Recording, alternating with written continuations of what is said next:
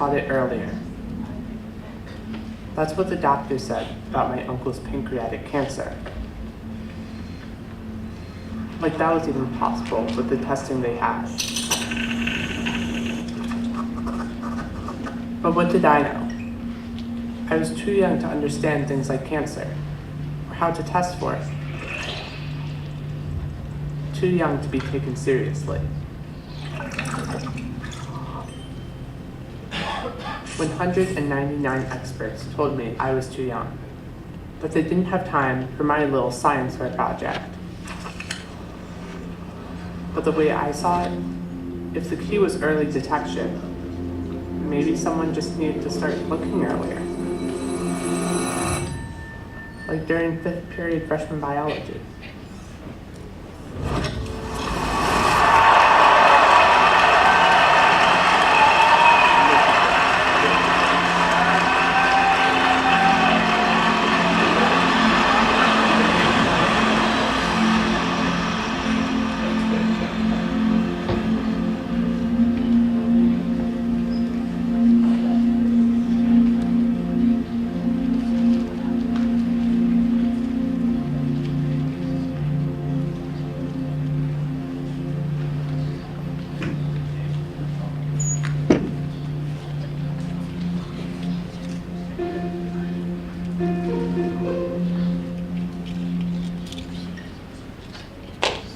How many people have seen that video before?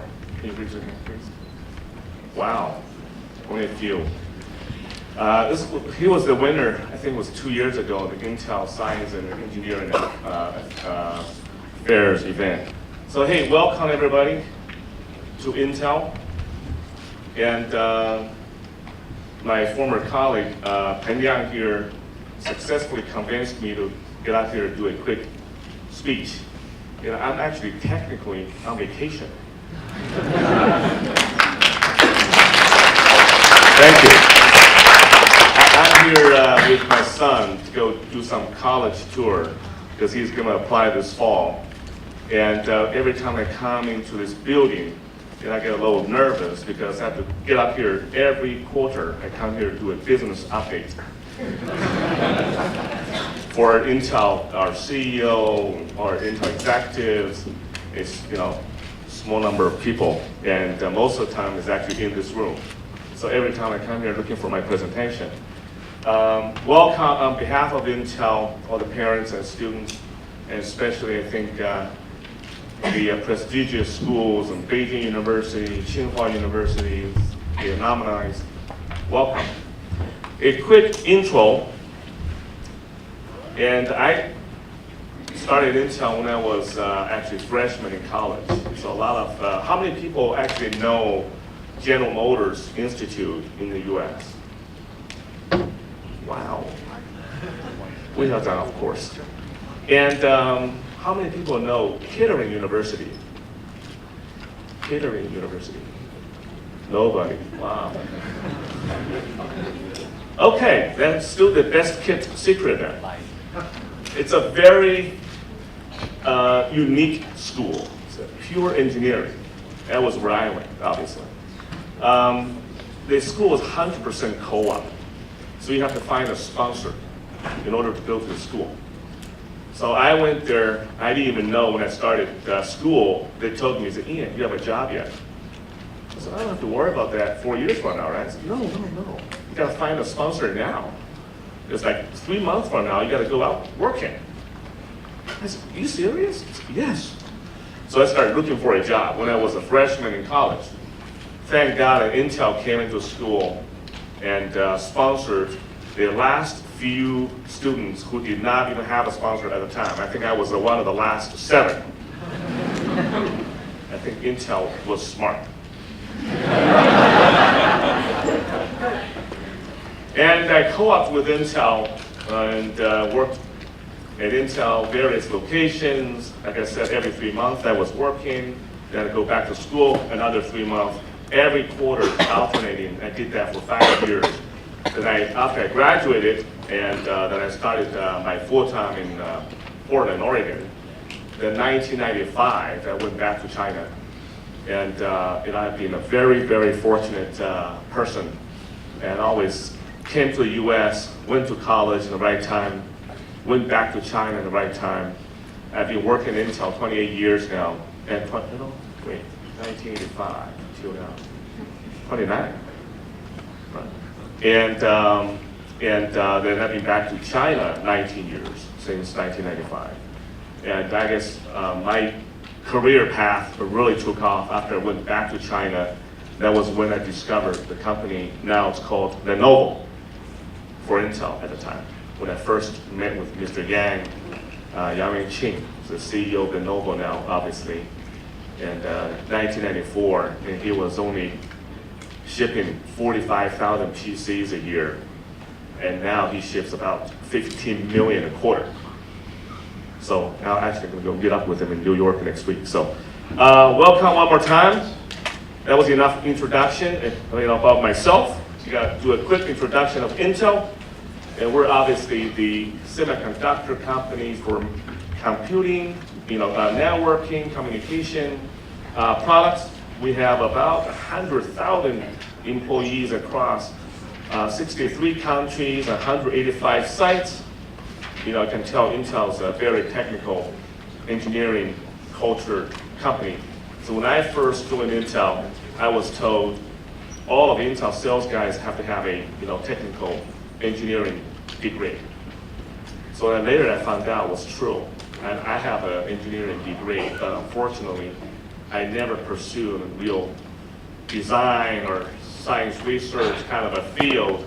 I went into business side and worked in the sales and marketing the last 28 years at Intel. Our revenue last year was around $53 billion, and we still have a very strong, well-recognized brand. Ranked number 42nd by Fortune World Most Admired Company.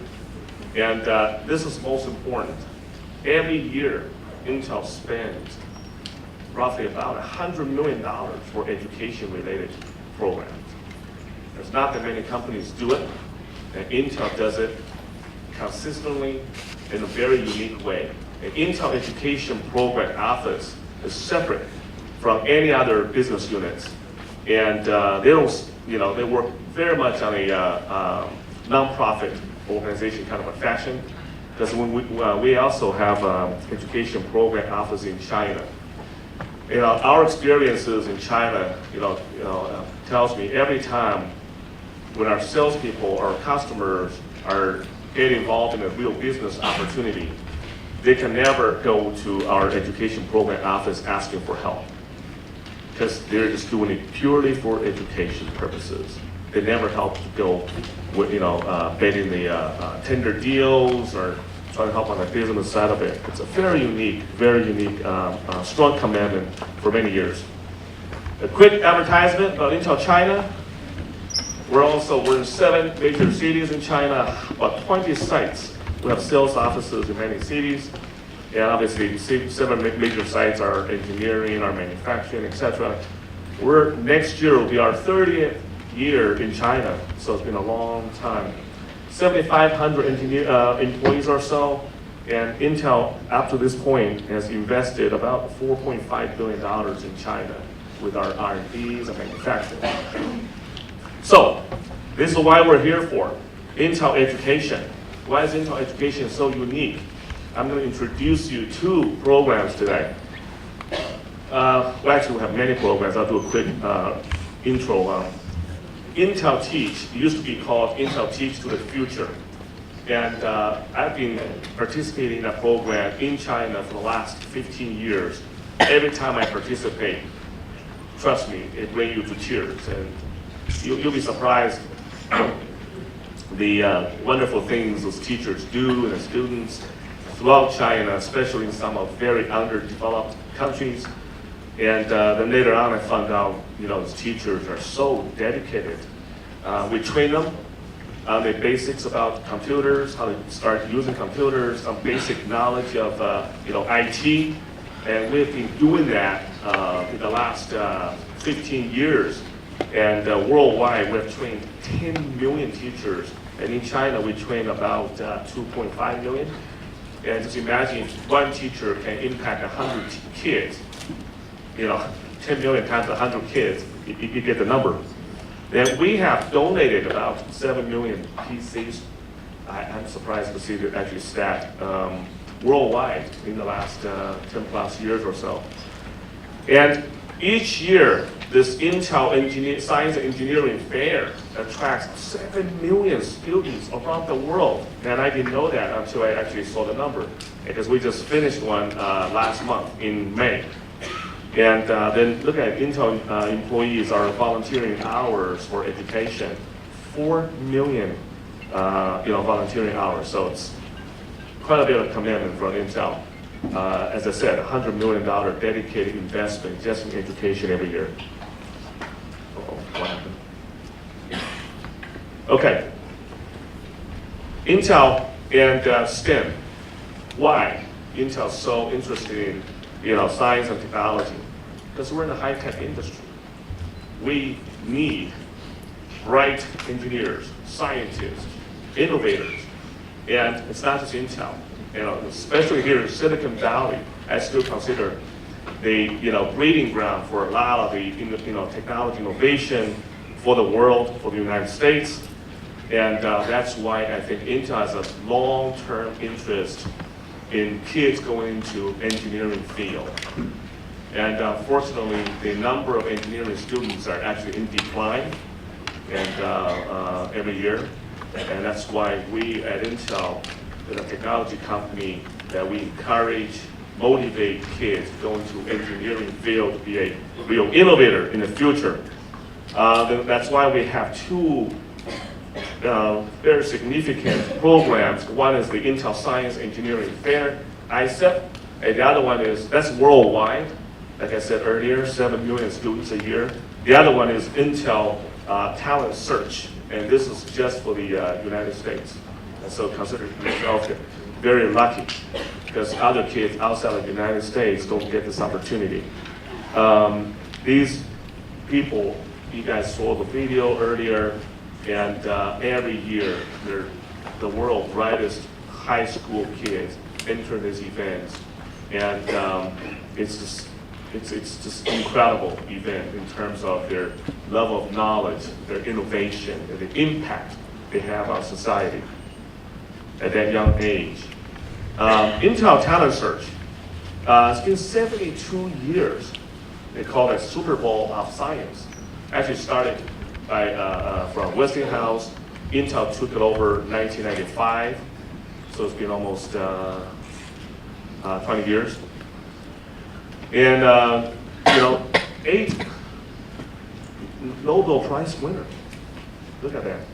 2 field medal winners, 11 MacArthur Foundation, Genius Grant, and 6 National Medal of Science and Technology. And it's a very significant award, and this is for high school students only. I think it's in the U.S.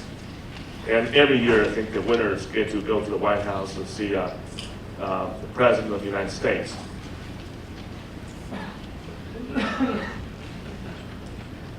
Here we go.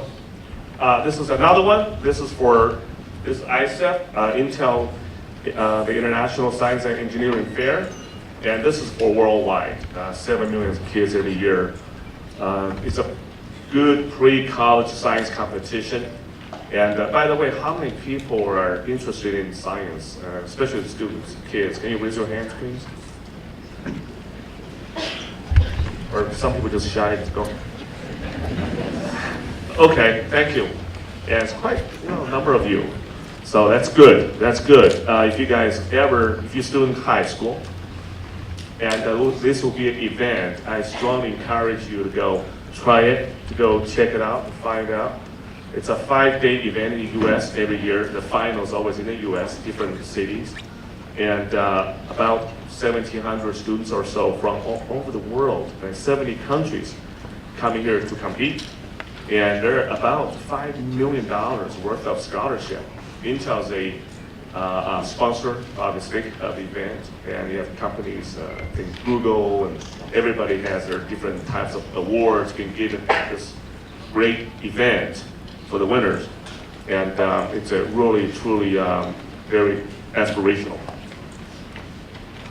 Okay, so I won't go into details in terms of ICEP categories. You can tell from physical science, life science, and I mean, people go to this, go to this event, kids at a young age.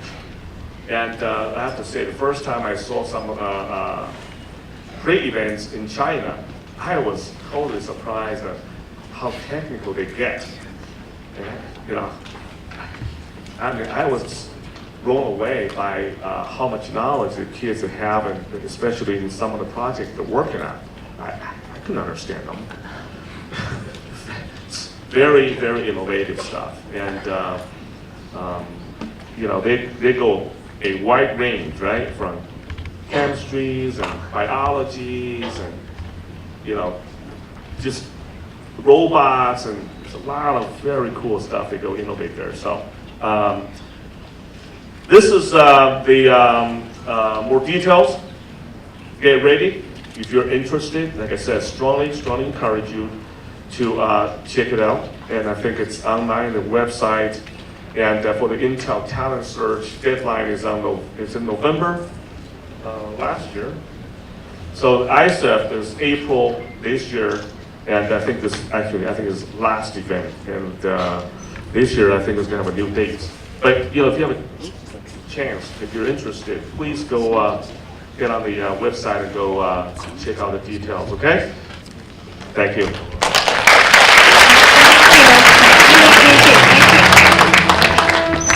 Hold on one second. We have Mr. Xu Ning will show our appreciation. Can you take a picture, right?